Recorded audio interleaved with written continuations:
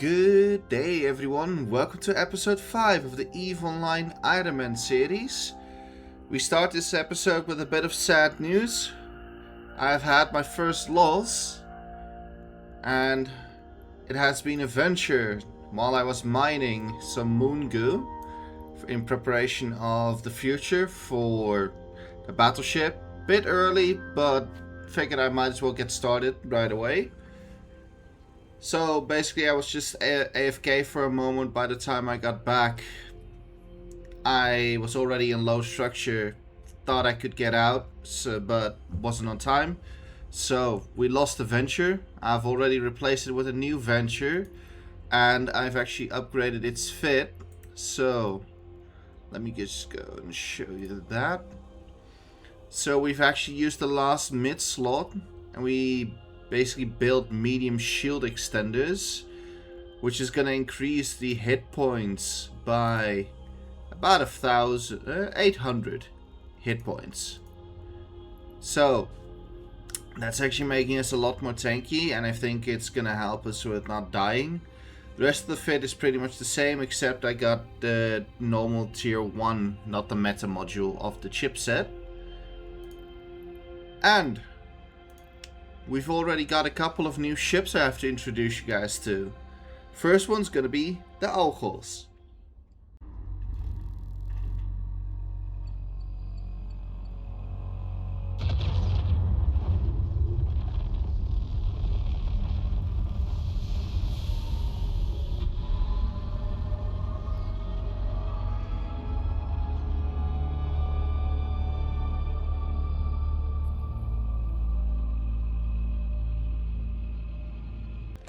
And that is the Ogles, everyone.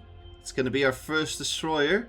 I've already fitted it out with as much as I could. It's not finished yet because I don't have the rig slots yet, but it's basically built for a bit of a tank, so I can just move it around while salvaging. It has 2 tractor beams, 2 salvagers, a 1MN afterburner, a small IA enduring armor repairer, and 2 drone damage amplifiers.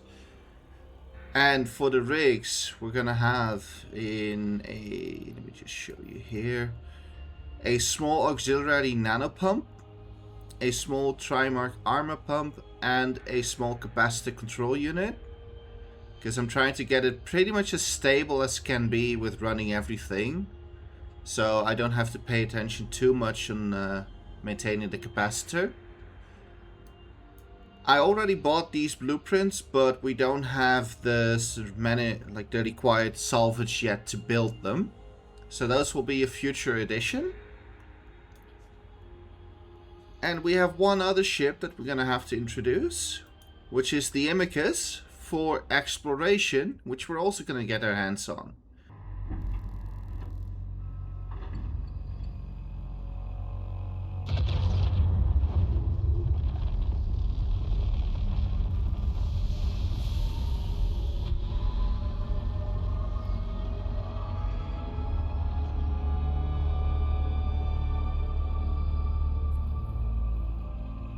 And that is the Imicus, which is a exploration ship, because we're going to be doing that in the near future as well.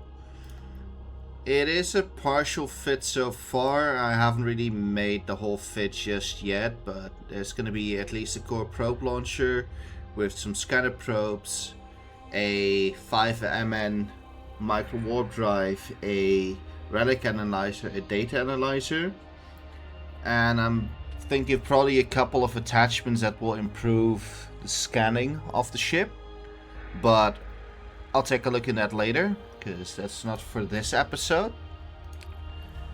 Firstly,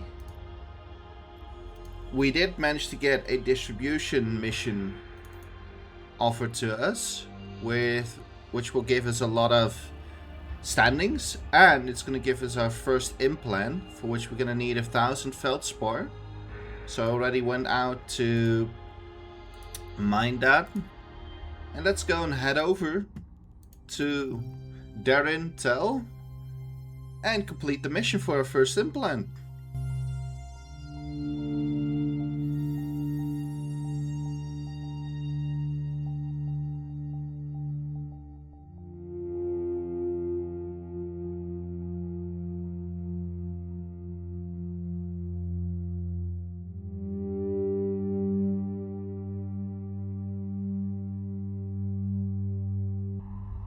So, as we arrive at the station, let me just explain a little bit of why implants are going to be very important for the development of the character. Basically, there's going to be 4 types of implants, each for... let me see, I always forget where they put this. It should be in character. Attributes, that's the one. So, it's basically you're going to have attributes. So there are 5 implants, actually, I stand corrected. Each skill in EVE Online has 2 attributes. A primary attribute and a secondary attribute.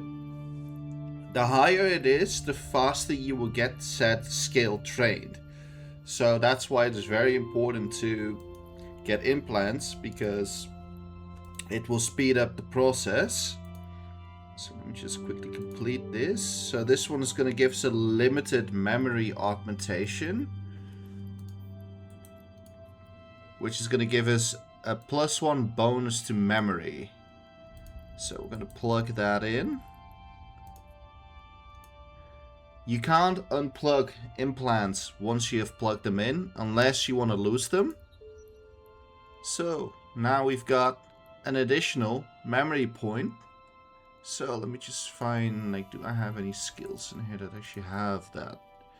So here, metallurgy has a secondary attribute of memory. I don't know the exact percentages for like the attributes, like how much they gain for each point, but it just makes it a lot faster, so you kind of want to get it as high as possible to get training as fast as possible. Furthermore, I also used a referral link to get 1 million unallocated skill points, which we're going to be investing in the near future. And you guys can also get 1 million free skill points from my referral link, which is in the description, if you haven't already done that. Or if you are new to EVE and you want to play it, you can also register via that link and you will also get 1 million free skill points to help start your journey. So, next, which we're going to be looking into, is we're going to head back to the home system and we're going to be looking into planetary interaction. See you guys there. Okay, so I want to show you all first a very useful website that I use for planetary interaction, which is EVE Webtools, or eve-webtools.com. And basically this will show you all the planets and what you can produce on them. For our first production, what we're going to be looking into is, I always have to overlook it, where are you? Enriched uranium is what we're going to be looking into. So we're going to select it. If you press the little 1 icon or the 0, it will show you what it can produce into or is required by. So in this case, the enriched uranium has selected precious metals and toxic metals, and it will show you planets where you can get them on. So for this case, we're going to get heavy metals and noble metals, which you can find on these sets of planets. So we're gonna look for heavy metals on likely a plasma or a lava planet, and noble metals are gonna be on plasma and heavy. Plasma and barren. So we're actually going to look for plasma planets. So what we're going to do is hop back into the game and I'll show you how you can find a good planet. Okay, and we're back in the game. So what you're going to have to do is open the agency. We're going to go to resource harvesting, planets, planetary industry, which is going to open this little menu from where we can do any security, which we're going to be staying in high sec for the time being, so we're going to set it to high sec. And as we mentioned, we're going to be looking for plasma planets, so we're going to deselect all, select plasma. So put this back on high 6. So the nearest planet to us with a plasma, like a plasma planet, is Hecarim 1. So that's where we're going to be heading in just a moment. Let me just already set the destination.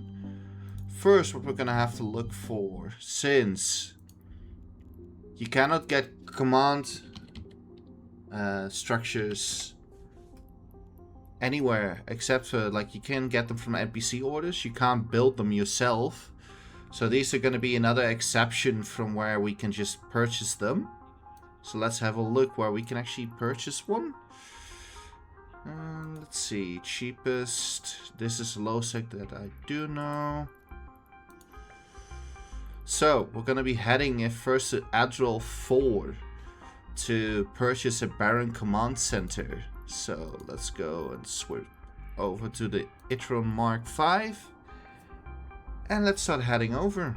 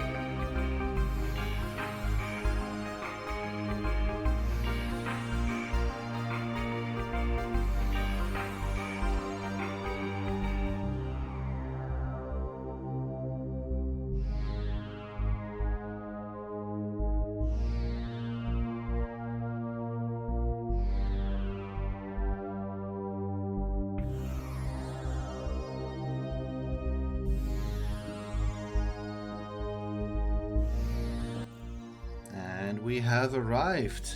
So let's go grab us our Baron Command Center. Whoops, I actually looks like I did forget to leave some loot from combat sites in here.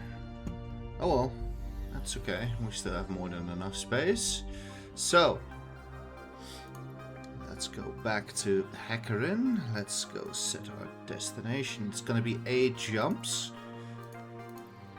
We are going to be doing not a montage for this one because I have a bit of explanation I want to do for you guys as to how planetary interaction works. There are a couple of skills you're going to need to be able to do planetary interaction. You will be able to build one planet without any skills, but there's not really much you can do on it. Because you're going to have to upgrade the command center, for which you're going to need command center upgrades. Which each level in this skill improves the quality of command facility available to you. Which means every level will add another level to the command center. So you have level 1 by default, 2, 3, 4, 5, 6. So there are 6 levels that you can use. Furthermore, the one other thing you're gonna need is remote sensing, because actually let me put that in because I kind of want to improve that a bit. basically the remote sensing will allow you to scan the data from the surveys. So basically that will tell you where the ores and minerals that are on said planet are. And you kind of want to find the highest density so you get the most production per hour. Furthermore, there is one other skill we're gonna have to take a look at, which is really important. It is under trade, customs code expertise. I don't have it yet because it is actually not too expensive, but 3 million ISK for the customs code expertise skill, which will lower the empire tax in custom offices by 10% per level. This is set in high sec only, where they are owned by basically the faction that lives there, that controls the space, and the corporation that owns the structure itself. So this one is set to 20%, which means 10% of this is Galente, and the other 10% is set by the group who owns it.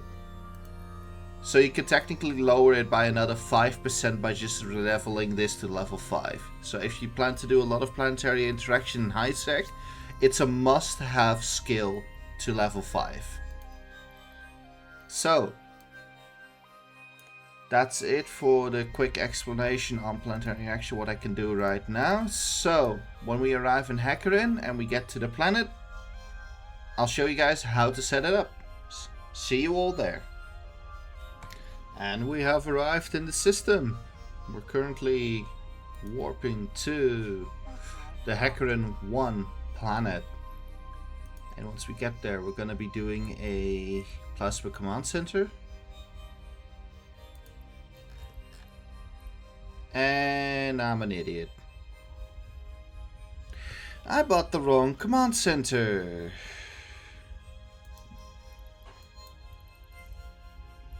Well then, that was awkward.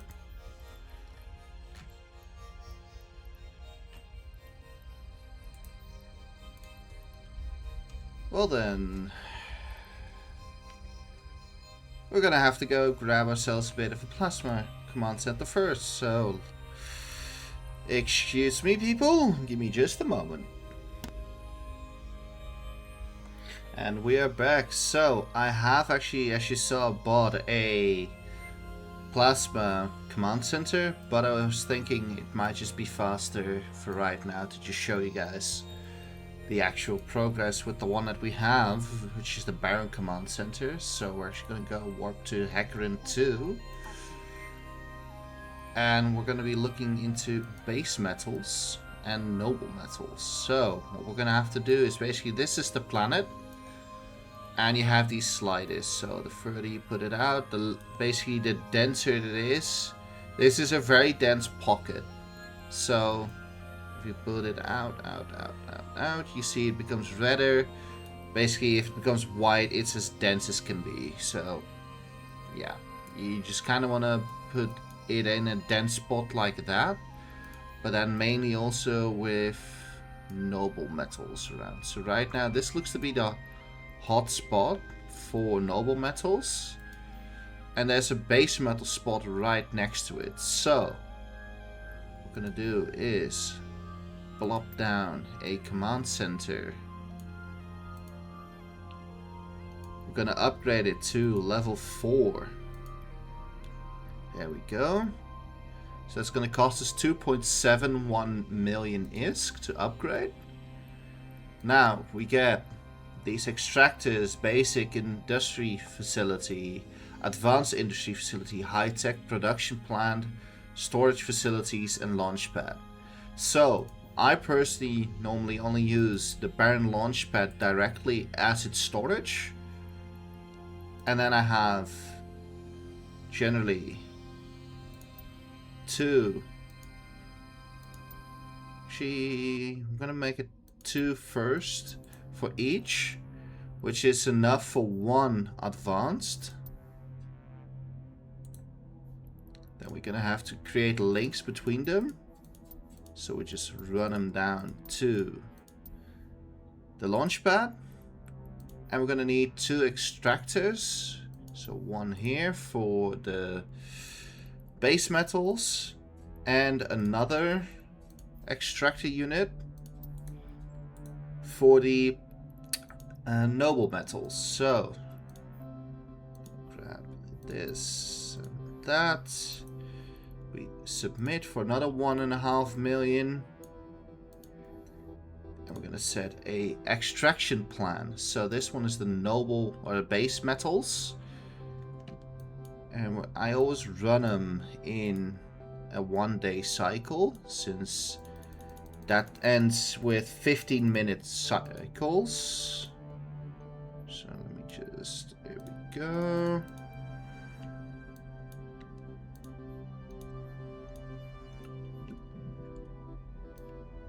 So this is already going to produce us an average per hour of 8,542. So these are going to be producing the reactive metals. Yeah, reactive metals. So it requires 3,000 base metals per 30 minutes. So we need 6,000 per facility to be able to produce around the clock once the cycles have started. So that means we are gonna need 12,000 average per hour to facilitate this. But we don't actually gonna have enough for that. So we're gonna remove one. We are gonna optimize this as much as we can.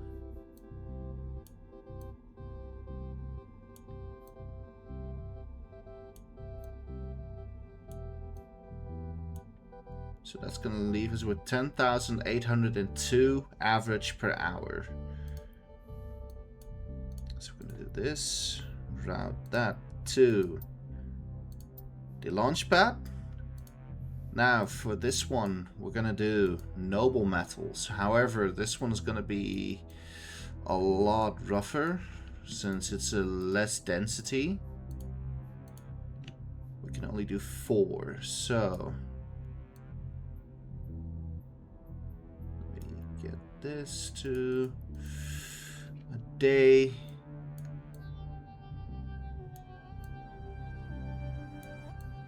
Here we go.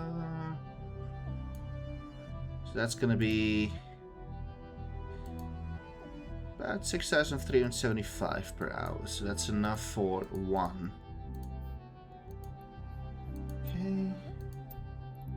Now we can click submit. So it will start producing, as I mentioned, every 15 minutes for a day. And after that day is over, we have to set it again for a new cycle. So now we're gonna do the same here for precious metals. There we go. And then in the advanced industry facility, we're gonna set the mechanical parts to be built. And these require 40 reactive metals and 40 precious metals, which is basically one cycle of both of these for each of these. So that's pretty much a quick explanation of what it is. We're gonna leave it running for a bit, and basically these red lines are just because they don't have the intake resources set.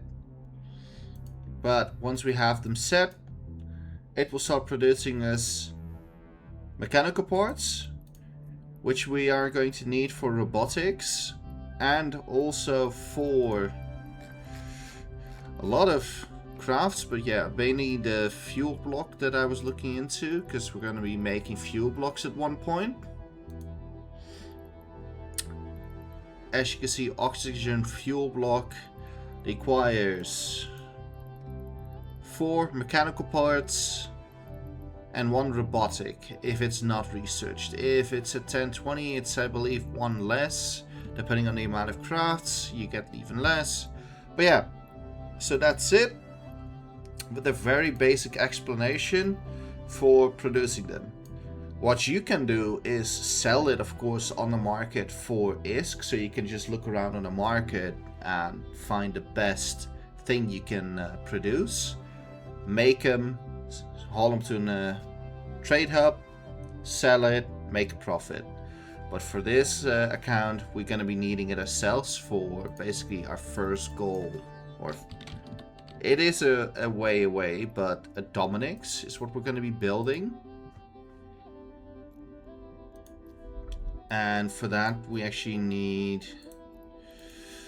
Okay, review and industry. These parts, which are going to require Moongu. And also other planetary interaction stuff, but basically this is just a lot of stuff for which fuel blocks are needed as well. So we're just thinking ahead and we'll get that production going. And that's basically just the basic explanation of Planetary Interaction 101. So now we're going to be heading back home. We're going to show you a couple of fights with our new destroyer. And enjoy the montage.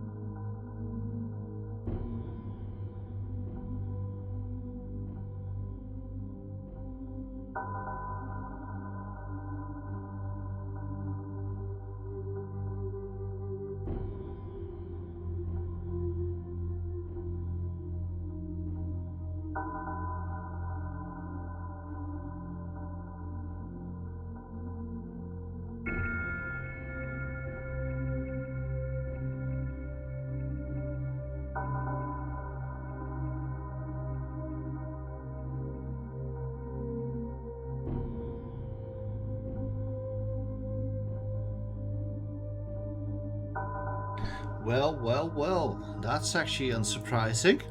On our first combat site that we are recording, we get a Shadow Serpentis cruiser spawn. So, let's see if we can get lucky. Like, the bounty on its own is already pretty nice. 431,250 ISK. So, let's see what we can get our hands on. Okay, they do die pretty fast, which is good. I always kill them as fast as possible, since right now still another person could warp in on the side and take the wreck for themselves. So let's slow down a bit so we can actually pull it in, because the tractor beam can only pull at 500 meters a second. Max speed, we are at 545, so that's faster. So let's see, let's get into 9,000. Ooh! That's a really good one. Shadow Serpentis Stasis Webifier. Man, I've been lucky with these faction spawns. And 1,000 Shadow Iron Charges.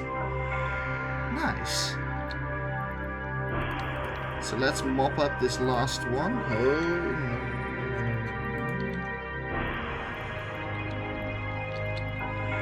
That's one thing I always made a mistake. Okay, let's... Because she can actually blow up wrecks. Accidentally engage the Shadow Serpentis wreck. So now we're salvaging it. With a bit of luck, we actually get tier 2 salvage.